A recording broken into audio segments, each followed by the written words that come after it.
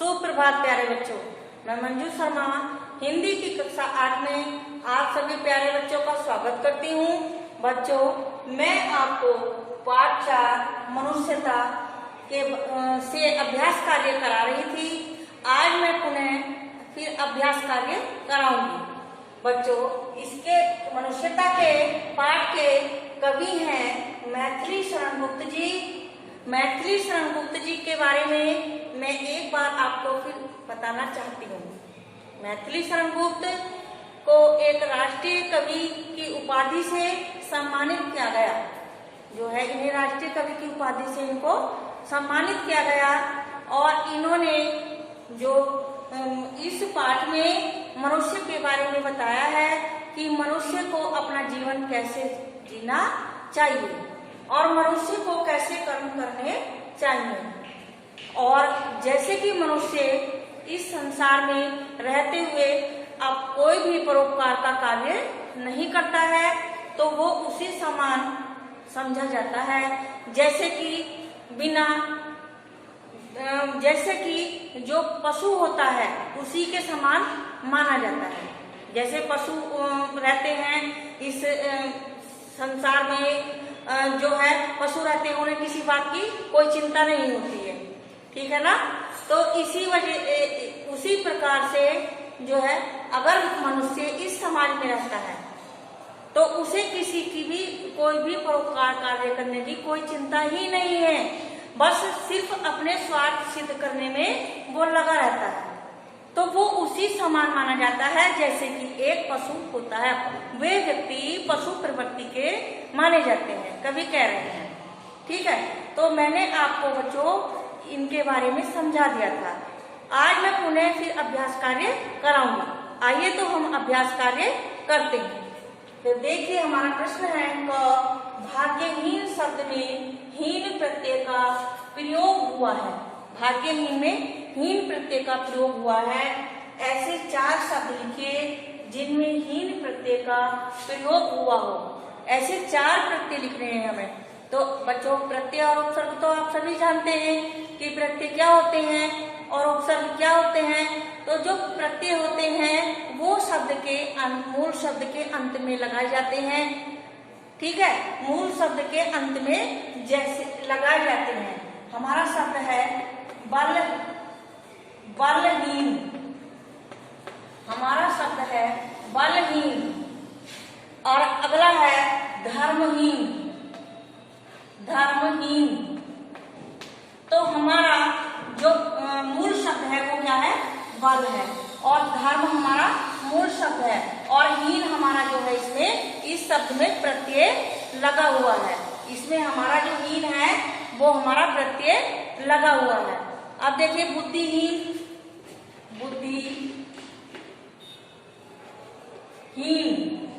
तो हीन क्या है हमारा बच्चों? प्रत्यय है इसमें। और बुद्धि जो है हमारा मूल शब्द है, ठीक है। अब देखिए, इसमें है वस्त्रहीन। तो हमें 4 शब्द बताए गए, जो 4 शब्द बना करके लिख रहे हैं। तो हमारे ये 4 शब्द हो गए हैं, बलहीन, धर्महीन, बुद्धिहीन, वस्त्रहीन, है ना। तो आगे देखिए, हमारा दूसरा प्रश्न प्रश्न है हमारा जो है अनाथ शब्द में। अनाथ शब्द में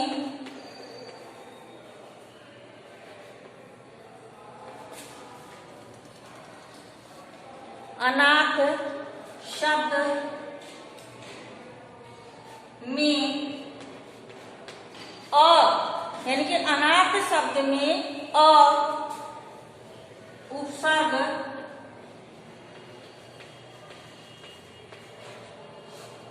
लगा है। क्या लगा है? उपसर्ग लगा है। अनाथ शब्द में उपसर्ग लगा है। निम्नलिखित उपसर्गों का प्रयोग करते हुए शब्द लिखे। हमें निम्नलिखित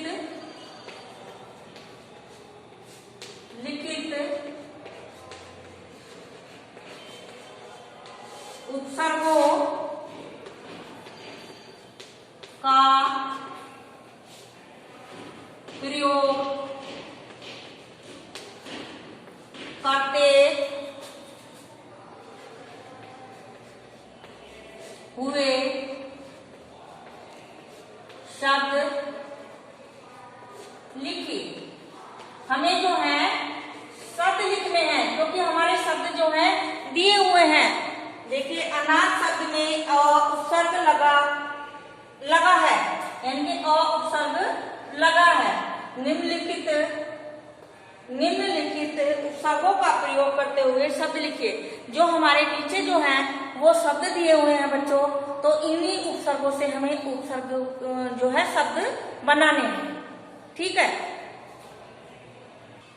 अब देखिए जैसे अभागा, अ से बन गया हमारा अभागा, अखंड, अनाथ। तो देखिए इसमें अ जो है हमारा उपसर्ग है बच्चों। ठीक है, अ जो है हमारा जो है उपसर्ग है, अ जो है हमारा उपसर्ग है। तो ये क्या है, इसमें अ जो दिए हुए हैं वो हमारे उपसर्ग हैं। ये हमने इससे शब्द बनाए, अ उपसर्ग लगा करके हमने जो है शब्द को बनाया। तो ये हमारा क्या हुआ, मूल शब्द। ये हमारा मूल शब्द। ठीक है। इसी तरीके से आगे देखें, अनाचार, अनाचार, अनाचार, अनादि, अनादि, अनादर। ठीक है। अब देखिए अपमान, अपमान, अपशब्द। ठीक है, अपशब्द, अपयश। ठीक है। आगे देखिए अवगुण, अवगुण, अवनति,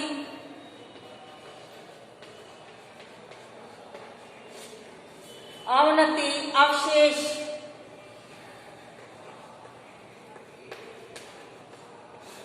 तो देखिए बच्चों, ये मैंने आपको भी बताया था, अब मैं बता रही हूं अनाचार। तो अन जमा आचार, अन जमा आदि, अन जमा आदर। तो ये क्या हुआ, ये हमारे जो है ये अन जो इसमें हुआ, ये हमारे क्या हुए, ये उपसर्ग हुए। ठीक है। और ये हमारे जो है मूल शब्द हैं। अब देखिए अब क्या हुआ, उपसर्ग मान मूल शब्द, अप उपसर्ग शब्द मूल शब्द, और अप जो है उपसर्ग, यश जो है मूल शब्द। अब देखिए अब क्या हुआ, हमारा उपसर्ग हुआ और गुण हमारा मूल शब्द हो गया। अवनति, अब उपसर्ग, नति मूल शब्द हो गया। अवशेष, अब हमारा उपसर्ग हो गया और शेष हमारा मूल शब्द। तो देखिए ये मूल शब्दों के जो है पहले जुड़ते हैं और प्रत्यय जो है वो अंत में जुड़ते हैं। 2 प्रश्न हो गए आपके। आगे प्रश्न देखिएगा। अब देखिए ग है हमारा, अर्थ लिखिए। प्रश्न है हमारा अर्थ लिखिए, हमें इनके अर्थ लिखने हैं। ठीक है। तो देखो मूल है, तो मूल का क्या होगा, हमारा जड़। जो अर्थ होगा वो होगा हमारा जड़, मूल का जड़ होगा। मूल्य का होगा हमारा कीमत, मूल्य का कीमत। मूल्य हम पूछते हैं कभी कभी, क्या कीमत है, क्या मूल्य है इसका। ठीक है। अब आता है बदन, बदन का होगा शरीर, शरीर या देह, हम इसको देह भी बोल सकते हैं। ठीक है। बदन, बदन का होगा हमारा चेहरा, चेहरा या भाषण।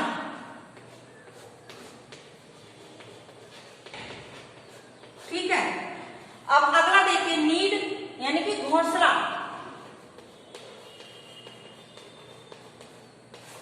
अगला देखिए नीर, नीर का है पानी। प्रधान, मुखिया, प्रदान यानी कि देना। ठीक है, आगे देखिए ऐसे ही मूल का होगा जड़, मूल्य का होगा कीमत, बदन का होगा शरीर या देह, बदन का होगा चेहरा या भाषण, नीड का होगा घोंसला, नीर का होगा पानी, प्रधान का होगा मुखिया, प्रदान का होगा देना। आगे देखिए जो हमारा इसका होगा परिणाम, परिणाम, परिणाम है ना, परिणाम का होगा नतीजा, नतीजा।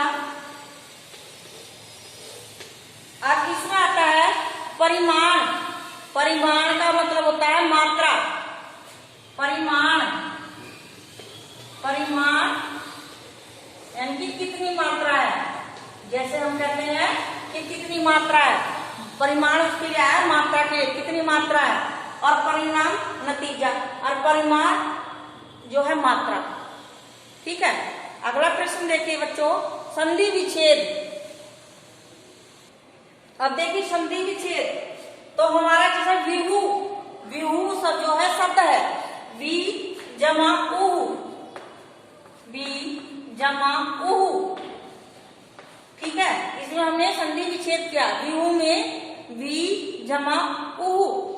ठीक है, अब देखिए स्वागत, स्वागत में होगा सु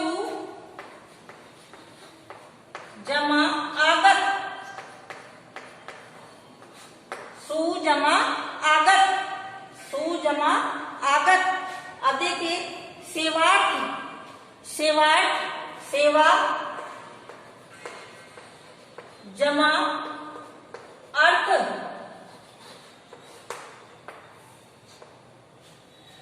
अगला देखिएगा बच्चों कमलेश्वर, कमल जमा ईश्वर, कमल जमा ईश्वर। ठीक है, अब देखिए व्यू में वी जमा ऊ, स्वागत में सु जमा आगत, सेवार्थ में सेवा जमा अर्थ, कमलेश्वर कमल जमा ईश्वर।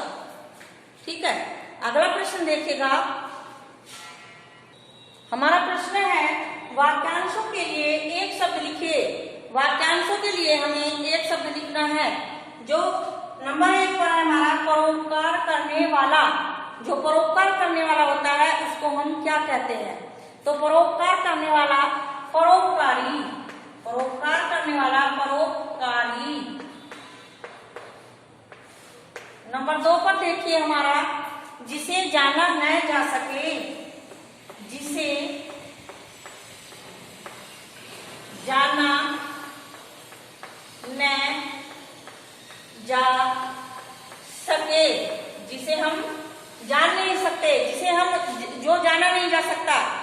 अज्ञात, अज्ञात इसे हम अज्ञेय भी बोल सकते हैं, जो जाना नहीं जा सकता। इसके 2 अर्थ हो सकते हैं, अज्ञात या अज्ञेय।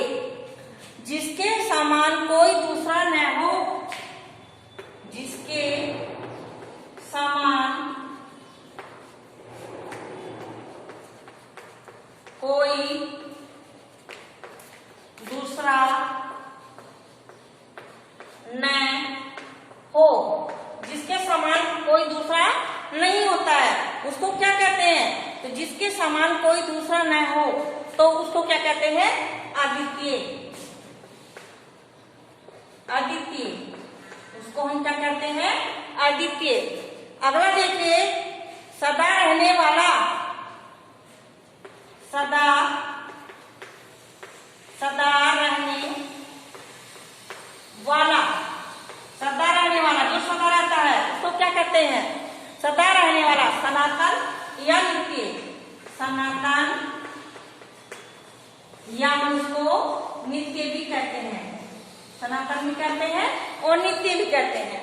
ठीक है, परोपकार करने वाला परोपकारी, जिसे जाना न जा सके, अज्ञात या अज्ञेय, जिसके समान कोई दूसरा न हो, अद्वितीय, सदा रहने वाला, सनातन या नित्य। तो हमारा अगला प्रश्न है बच्चों, अब देखिए हमारा दूसरा प्रश्न है, भाववाचक संज्ञा बनाइए। हमें इन शब्दों से भाववाचक संज्ञा बनानी है। ठीक है, तो जैसे व्याकुल, तो व्याकुल का क्या हो जाएगा भाववाचक संज्ञा? व्याकुलता। क्या हो जाएगा? व्याकुलता। ठीक है, आगे देखिए भावुक, तो भावुक का क्या हो जाएगा बच्चों? भावुकता। अगला देखिए बच्चों दक्ष, जो हमारा शब्द है तो दक्ष है, दक्षता क्या हो जाएगा? दक्षता। अगला देखिए हमारा शब्द है गरीब, तो हमारा हो जाएगा गरीबी। ठीक है, अगला देखिए यहाँ पर स्वस्थ, तो हमारा हो जाएगा स्वास्थ्य। सरलता, सरलता का हो जाएगा हमारा सरल का हो जाएगा हमारा, यहाँ पर सरल शब्द आना है, तो सरल का हो जाएगा हमारा सरलता। रहना सहना, तो इसमें हो जाएगा रहन सहन। सजावट, सजावट शब्द है हमारा, ये है सजाना, सजाना, तो सजाने का हो जाएगा सजावट। सजाने का हो जाएगा हमारा सजावट। एक बार फिर देखिए, व्याकुल, व्याकुलता, भावुक, भावुकता, दक्ष, दक्षता, गरीब, गरीबी, स्वस्थ, स्वास्थ्य, सरल, सरलता, रहना सहना, रहन सहन, सजाना, सजावट। ठीक है, तो बच्चों अब देखिए हमारा अगला प्रश्न है, कौन सा है?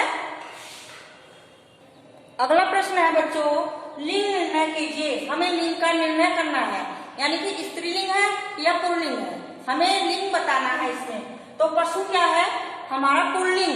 पशु क्या है? पुल्लिंग। पशु हमारा बच्चों पुल्लिंग है। मनुष्य पुल्लिंग है। आगे देखिए मृत्यु, मृत्यु हमारी स्त्रीलिंग है। स्त्रीलिंग, मृत्यु जो है वो स्त्रीलिंग है। कवि पुल्लिंग है। कवि पुल्लिंग। देखिए बच्चों ये है हमारा वीर, तो वीर हमारा क्या होगा? पुल्लिंग। वीर हमारा होगा बच्चों पुल्लिंग। ठीक है, अगला है हमारा सम्राट, तो सम्राट क्या होगा हमारा? सम्राट हमारा, सम्राट भी पुल्लिंग होगा। सम्राट भी पुल्लिंग होगा। अब देखिए विद्वान, विद्वान भी हमारा पुल्लिंग होगा। विद्वान भी पुल्लिंग होगा। ठीक है, भगवान, तो भगवान भी हमारा पुल्लिंग होगा।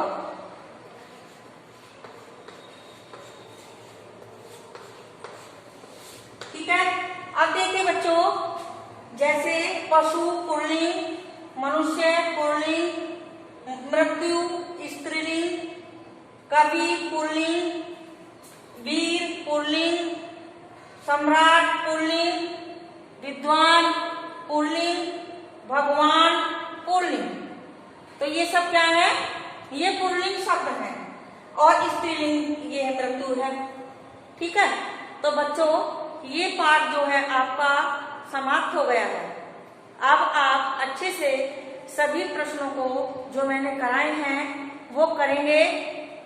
जो मैंने पुस्तक वाले या उत्तर पुस्तिका वाले जो व्याख्याएं करवाई हैं वो आप सभी अच्छे से करेंगे और समझेंगे, वे याद भी करेंगे।